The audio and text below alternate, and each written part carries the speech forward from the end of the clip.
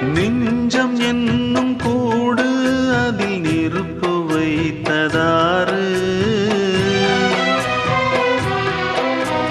துன்பம் வந்த போதும் அதை துடைப்பதிங்கு யாரு? கலங்கும் போது சேரு, அது தெளியும் போது நீரு. கடவுள் போட்ட கோடு அதை திருத்த போவதாறு? வெந்த புண்ணும் ஆறிடுமா? வேதனை தான் தீர்ந்திடுமா?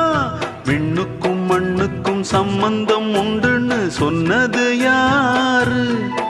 அது மன்னவன் பேரு. அந்த வானத்தை போல மனம் படைச்ச மன்னவனே, பனி துளிய போல குணம் படைச்ச தென்னவனே.